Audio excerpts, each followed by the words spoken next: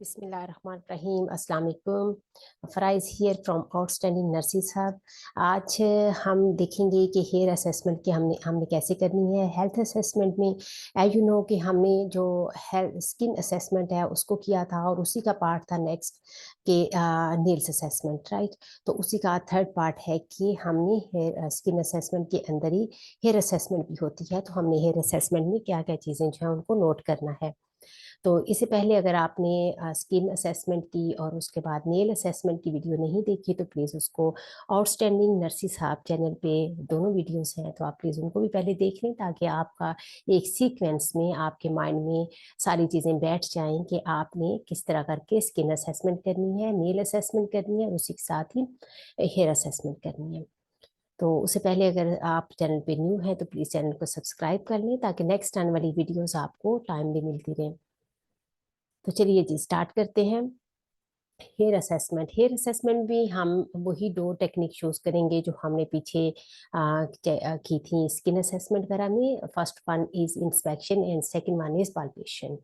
तो इंस्पेक्शन आप अपने माइंड में लेके आए कि आपके पास एक पेशेंट बैठा हुआ है, आपने उसको कंफर्टेबल कर लिया है, आपने पेशेंट के कॉन्सेंट ले लिया है, उसको एक्सप्लेन कर दिया प्रोसीजर को, पेशेंट को एक कंफर्टेबल जो एनवायरनमेंट दे दिया है और पेशेंट को प्राइवेसी प्रोवाइड कर दी है। आपने अपने हैंड जो क्लीन कर लिए हैं, आपके नेल जो फायर्ड हैं, और उसके बाद अगर आपको मतलब ग्लव्स वगैरह पहनने हैं कि पेशेंट का, तो उसके लिए आप ग्लव्स अपने पास रख सकते हैं। तो अब आप देखेंगे कि आपने पेशेंट का देखना है हेयर असेसमेंट, तो उसके लिए आप दोनों हाथों से लाइक दिस वन आपने पेशेंट का दोनों हाथों से जो है बालों को खोलते जाएंगे, जैसे कि इस तरह करके या फिर इस तरह करके आप पेशेंट के दोनों हाथों से बालों को खोलते जाएंगे और इस लेयर्स में उसको चेक करते जाएंगे। ठीक है, शुरू से करके एंड तक जो है वो आप लेयर्स में उसको चेक करते जाएंगे, राइट।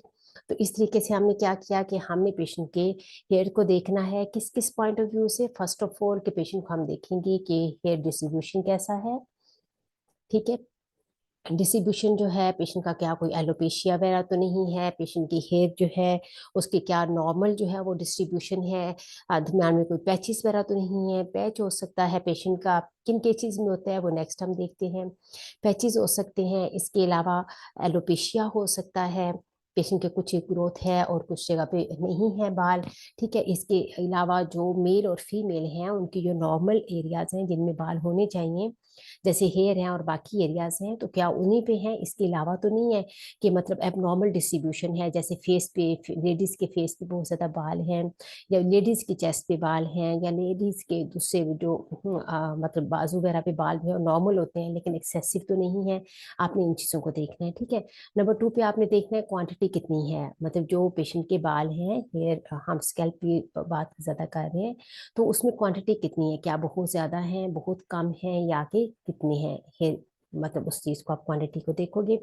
टेक्सचर आप जब देखोगे, आपने पेशेंट को पल्पेट कर रहे हो, मीन्स कि आप पेशेंट के जो है बाल खोल के उसको चेक कर रहे हैं, तो अब आपको आइडिया हो रहा है कि पेशेंट के बाल जो है वो देखने में भी और महसूस करने में, पल्पेट करते हुए भी डल तो नहीं है। डलनेस के लिए आप देखोगे, इसके अलावा ड्राइनेस के लिए देख सकते हो, और उसके बाद ऑयली है कि नहीं है, ऑयली ऑयली के लिए देख सकते हो, और इसके अलावा जो है फ्रीजी हैं बाल जो हैं उसको देख सकते हो। इसके अलावा और क्या हो सकता है, ग्रीसी हो सकते हैं। ठीक है, इससे आपको आइडिया हो जाएगा कि पेशेंट के बाल जो है न्यूट्रिशन के हवाले से क्या इशू है, ड्राई है या फिर पेशेंट जो है उसके बालों से कोई किस तरह का कोई स्मेल वगैरह तो नहीं आ रही, मीन्स के जो है पेशेंट के बाल जो हैं वो मतलब ये हाइजीनिक पॉइंट ऑफ व्यू से भी आपको आइडिया हो जाएगा, राइट। उसके बाद आपने देखा कि पेशेंट का कलर जो है बालों का, वो नॉर्मली हमारा ब्लैक होता है, ब्लैक कलर है, ब्राउन है, या कि ग्रे कलर हो सकता है, राइट। और ग्रे है तो क्या नॉर्मली सारा ग्रे है, या कि दरमियान में ग्रे और ब्लैक जो है उसका कम्बिनेशन है, तो कम्बिनेशन में भी हो सकता है। और इसके अलावा जो है डाइड हेयर हो सकते हैं, मीन्स के पेशेंट ने डाई किए हुए हैं, इस तरह करके आप ये सारी चीजें चेक कर सकते हो। उसके बाद आप पेशेंट का ये भी देखोगे, टेक्सचर में आप ये भी देख सकते हो कि पेशेंट की डेंड्रफ जो है वो है, या फिर पेशेंट जो है जब आप कलर वगैरह देखते हो तो उसके अंदर आपको ये भी हो सकता है, पता लग सकता है कि कोई निट्स वगैरह तो नहीं है, लिखे वगैरह जो पेशेंट के, और कोई डेंड्रफ वगैरह तो नहीं है। इन चीज़ों को भी आप देख सकते हो। देखोगे। और उसके बाद पेशेंट का pattern of hair loss, loss जो है, पेशेंट का हेयर लॉस तो नहीं हो रहा, आप चेक कर रहे हो तो क्या क्या पेशेंट के बाल उतर तो नहीं, या पेशेंट आपको हिस्ट्री तो देता है कि मतलब मेरे बाल उतरते हैं या क्या, और ग्रोथ का क्या इशू है, राइट। इसके अलावा जो स्कैल्प को आप इंस्पेक्ट कर रहे हो तो उसके साथ आप देखोगे स्कैल्प, जो आपके पेशेंट की स्कैल्प है उसके ऊपर कोई एरिथीमा तो नहीं है, कोई रेडनेस वगैरह तो नहीं है, किसी तरह कोई स्केलिंग तो नहीं हुई है, कोई स्कार वगैरह तो नहीं है। स्कार हो सकता है, कोई एप्सिस हो सकता है, ठीक है। और उसके बाद कोई ऊजिंग वगैरह हो सकती है, और अगर कोई स्कार है उसके अंदर से ब्लीडिंग हो सकती है, पस आ सकती है, वाटर आ सकता है, मीन्स की जो सीरम वगैरह है, और इसके अलावा ब्लीडिंग वगैरह हो सकती है, ठीक है। और ये सारी चीजें आप चेक करोगे। कोई स्कार वगैरह है तो आपको ये आइडिया होता है कि नेक्स्ट पेशेंट को प्रीवियस कोई सर्जरी हुई है या कोई इंजरी हुई है या कोई ट्रॉमा है, तो आप ट्रॉमा के लिए भी देखोगे। और इसके अलावा एनक्रस्टेशन है कि कोई ट्रॉमा है या कोई ऊजिंग हुई हुई है, और वो बाय जो है वो ब्लड जो है वो ड्राई हुआ हुआ है, ड्राइड ब्लड हम जिसको कहते हैं, ड्राइड ब्लड और प्लस पस, ठीक है, ड्राइड ब्लड और पस, ठीक है। ये चीजें जो है ये पेशेंट की उधर हो सकती हैं। इसके अलावा जो है अगर पेशेंट की हो सकता है इचिंग वगैरह है, तो उसकी वजह से भी हो सकता है कि पेशेंट का मतलब कि बाहर जो इंक्रस्टेशन हो जाए। इंक्रस्टेशन का मतलब ये है कि पेशेंट का जो है, पेशेंट की कोई ब्लीडिंग या कोई जो वुंड है या कोई उसका ट्रॉमा है या उसका कोई एप्सिस है, उसके अंदर से कोई ब्लीडिंग वगैरह निकली हुई है, बाहर हुई हुई है, और वो उधर सारी ड्राई हुई हुई है, ठीक है। कोई पास है वो निकली हुई है और वो सारी ड्राई हुई है, कोई यूजिंग है वो बाहर है बेशक वो ड्राई, तो वो ड्राई हुई हुई है, ठीक है। कलरलेस भी हो सकती है, कलर भी हो सकती है, अडोरलेस भी हो सकती है, अडोर हो भी सकती है, उसमें स्मेली हो सकती है, स्मेल नहीं भी हो सकती। वो डिपेंड करता है कि पेशेंट का इन्फेक्शन है या कि क्या है, ठीक है। तो ये चीजें सारी आप देखोगे कि जब पेशेंट को आपने इंस्पेक्ट करना है, पालपेट करना है, आपने डिस्ट्रीब्यूशन को देखा होगा पहले, कोई एलोपेशिया या क्वांटिटी वगैरह के लिए देखा, टेक्सचर के लिए देखा, कलर वगैरह देखा, और उसके बाद आपने देखा कि पेशेंट जो है उसका कोई जो है कोई मतलब कोई स्कार वगैरह कोई एब्सिस वगैरह तो नहीं है, ठीक है। तो ये हो गया हमारा। उसके बाद हम देखते हैं कि कौन कौन सी एबनॉर्मेलिटीज हैं जो कि आ सकती हैं, हमारे हेयर डिसऑर्डर्स कौन कौन से हैं या हेयर एबनॉर्मेलिटीज कौन कौन सी हैं जो हमारी ड्यूरिंग असेसमेंट हम जिनको नोटिस कर सकते हैं।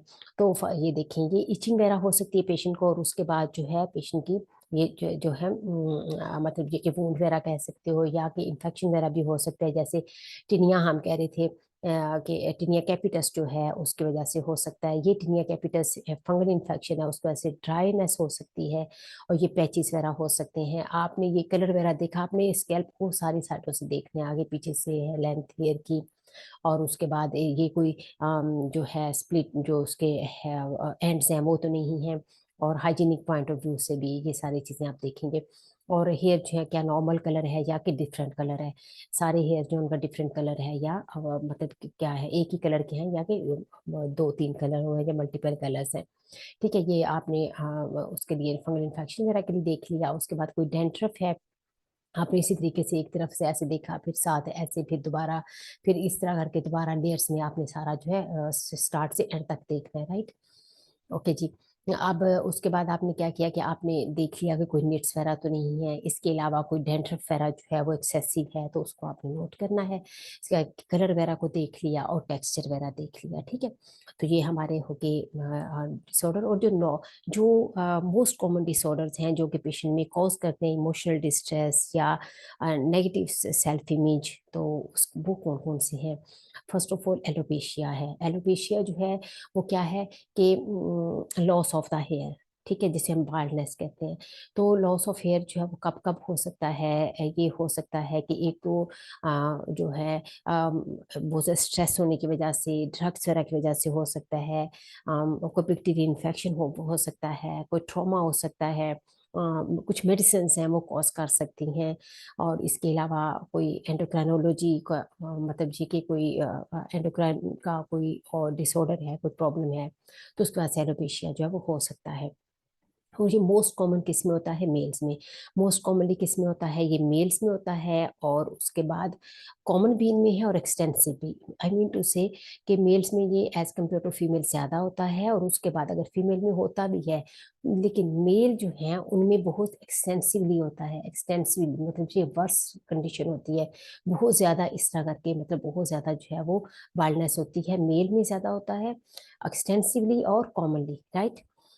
ओके जी, रीजन इसमें क्या है, टिनिया कैपिटस भी हो सकता है, फंगल इन्फेक्शन हो सकता है, ट्रॉमा हो सकता है जिसकी वजह से जो है वो उन जगहों पे बाल नहीं है, और उसके बाद 3rd डिग्री बर्न है, तो आपको आइडिया है कि जब स्किन की लेयर्स जो है वो डैमेज हो जाएंगी तो हेयर रूट्स भी डैमेज हो जाएंगे, तो उन जगहों पे पैचेस बन जाएंगे, और वो पैचेस जो है उनकी वजह से वो उस जगह पे, जिस जगह पे कोई बर्न हुआ था, या फिर कोई ट्रॉमा, कोई इंजरी, कोई वुंड, कोई स्कार था, उन जगहों पे पैच बन जाएगा, और उधर उधर जो हेयर ग्रोथ नहीं होगी।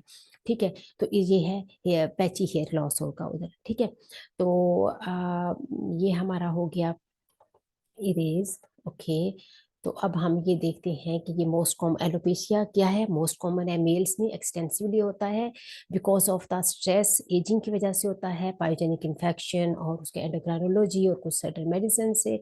इसके टिनिया कैपिटस हो से, जिसमें हमारे पास स्केली जो है वो स्किन हो जाती है, और उसके बाद जो है इची, बहुत ज्यादा इचीनेस होती है, बहुत ज्यादा पेन होता है, और इसमें एंटी फंगल देनी पड़ती है फिर ना।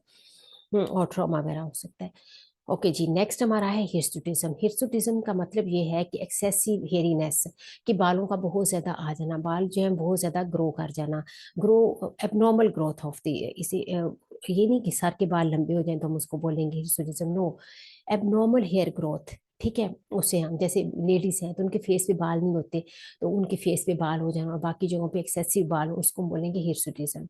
ठीक है, तो हिर्सुटिज्म जो है वो क्या होता है कि पेशेंट का सेल्फ इमेज जो है वो डिस्टर्ब होता है इसकी वजह से, और ये मोस्टली क्या होता है कि बॉडी के ऊपर ज्यादा हो जाते हैं, या फिर फेस वगैरह के ऊपर ज्यादा हो जाते हैं। रीजन क्या होती है, रीजन इसकी ये हो सकती है कि पहले मतलब जो जैसे फेस पे लोकल अगर है, तो इसमें ये हो सकता है कि जैसे क्रीम वगैरह लगाते हैं लोग आजकल, Faiza cream, this and that, कि जल्दी गोरा होने के लिए। आम बच्चियों को ये पता नहीं होता, उसमें स्टीरॉइड्स हैं जो कि बहुत ज्यादा हमारे लिए नुकसानदेह हो सकते हैं, तो वो लगाती हैं, तो उसके बाद से उनके फेस के बाल जो है वो बड़े हो जाते हैं। इसके अलावा जो है दूसरा ये हो सकता है कि कोई ऐसी एंडोक्राइनोलॉजी प्रॉब्लम हो सकती है, लेडीज के इशू, हार्मोनल प्रॉब्लम हो सकती हैं, polycystic ovary syndrome, polycystic ovary disease हो सकती है, जिसमें जो एंड्रोजन्स है उनका लेवल ज्यादा हो जाता है जिसकी वजह से, और उसके बाद जो है कुशिंग सिंड्रोम, जिसमें हमारे पास कोर्टिसोल ज्यादा हो जाता है, एक्रोमेगैली, जिसमें हमारे पास एक्रोमेगली, जिसमें क्या होता है कि हमारे पास जो ग्रोथ हार्मोन है वो एक्सेसिव हो जाता है, दैट्स वाई। तो एंडोक्राइनोलॉजी प्रॉब्लम हो सकती हैं जिनकी वजह से ये हो सकता है, पॉलिसिस्टिक जो है वो ओवरी डिजीज हो सकती है। इसके अलावा जो लोकल आजकल है हमारे पास मोस्टली आता है वो डाइट की वजह से, जैसे हमारे जो चिकन वगैरह जिनको हार्मोन्स वगैरह दिए जाते हैं, और मुख्तलिफ जो हमारी डाइट में चीजें हैं उनकी वजह से भी ये जो इशू आ रहा है। तो हम जो है इसको दो हिस्सों में डिवाइड करते हैं, लोकल हिर्सुटिज्म और जनरलाइज हिर्सुटिज्म। जो लोकल हिर्सुटिज्म है, जैसे कोई मोल वगैरह है, तो उसी के ऊपर जैसे ब्लैक वगैरह या ब्राउन मोल है, और उसके ऊपर जो है वो बाल आते हैं, तो उसको हम कहते हैं लोकलाइज्ड हिर्सुटिज्म। लेकिन अब ये जो हम क्रीम वगैरह लगाते हैं फेस पे, ये भी लोकल में ही आता है, क्योंकि वो भी फेस के ऊपर ही लगाते हैं, फेस के ऊपर ही, बाकी कोई इशू नहीं है, सिस्टेमिकली कोई प्रॉब्लम नहीं है, तो सिर्फ फेस पे ही है, तो ये भी लोकल हिर्सुटिज्म में आएगा। तो जनरलाइज हिर्सुटिज्म का मैंने आपको बताया कि एक एंडोक्राइनोलॉजी कल प्रॉब्लम हो सकती हैं, और दूसरा जैसे पॉलिसिस्टिक ओवरी डिजीज में भी हार्मोनल प्रॉब्लम हो सकती है जिसकी वजह से ये हो सकता है। ठीक है, तो ये दो हमारे कॉमन प्रॉब्लम्स थे जो कि आते हैं, जो कि सीरियस भी होते हैं, because in the form of के सेल्फ इमेज, और जो पेशेंट का डिस्ट्रेस जो है, इमोशनल डिस्ट्रेस की वजह से ये में ज्यादा जो है प्रॉब्लम क्रिएट करते हैं। तो आज हमने जो है हेयर असेसमेंट पढ़ी, दो टेक्निक हम यूज करते हैं। फर्स्ट ऑफ ऑल जो है inspection, second one is palpation. हम हेयर को जो है उसकी डिस्ट्रीब्यूशन देखेंगे, कलर देखेंगे, टेक्सचर देखेंगे, पैटर्न देखेंगे, कोई स्कार, कोई ट्रॉमा, कोई इंक्रस्टेशन, इन सारी चीजों को देखेंगे। उसके बाद दो कॉमन प्रॉब्लम्स हैं जो कि हो सकती हैं, number one is hirsutism, number two is alopecia. Alopecia mostly male में होता है और एक्सटेंसिवली होता है, एजिंग की वजह से हो सकते हैं, एंडोक्राइनोलॉजिकल प्रॉब्लम्स की वजह से हो सकता है। इसके अलावा जो है जो कोई ट्रॉमा वगैरह हो सकते हैं, टिनिया पेडिस हो सकता है, फंगल इन्फेक्शन मीन्स के हो सकता है। और इसके अलावा जो है हमारे पास कोई 3rd डिग्री बर्न हो तो उसमें भी हो सकता है क्या, एलोपेशिया। और हिर्सुटिज्म जो है वो 2 तरह का होता है। हिर्सुटिज्म बेसिकली क्या होता है, एक्सेसिव हेयर ग्रोथ होती है, और वो लॉस था एलोपेशिया, और ये ग्रोथ है, ठीक है, हिर्सुटिज्म ग्रोथ है। और इसमें क्या है कि एबनॉर्मल ग्रोथ होती है हेयर की। लोकल भी हो सकता है, जनरलाइज भी हो सकता है। लोकल जो है वो मोस्टली स्टेरॉइड क्रीम वगैरह लगाने की वजह से, या फिर ये है कि पिगमेंटेड नेवी की वजह से, नेवल जो नेवी होता है मीन्स के मोल वगैरह की वजह से की ऊपर हो सकता है। और उसके बाद दूसरा जो जनरलाइज्ड है वो एंडोक्राइनोलॉजिकल प्रॉब्लम जैसे कि polycystic ovary disease, Cushing syndrome और एक्रोमेगाली वगैरह में हो सकता है। तो स्टूडेंट्स, आई थिंक सो कि आपको आज का लेक्चर अच्छी तरह अंडरस्टैंड आपने कर लिया होगा। इसके अलावा अगर कोई भी इशू है, कोई भी प्रॉब्लम है जो आपको अभी क्लैरिफिकेशन चाहिए, तो प्लीज़ मुझे कमेंट बॉक्स में ज़रूर लिखिएगा, मैं आपको आंसर करूंगी। और इसके अलावा इस वीडियो को लाइक करें, शेयर करें अपने फ्रेंड्स के साथ, और कमेंट में मुझे लिखें कि आपको अंडरस्टैंडिंग होगी। और प्लीज़ अगर आपने सब्सक्राइब नहीं किया तो चैनल को सब्सक्राइब कर लें ताकि नेक्स्ट वीडियोस आपको मिलती रहे। ओके जी, थैंक यू वेरी मच।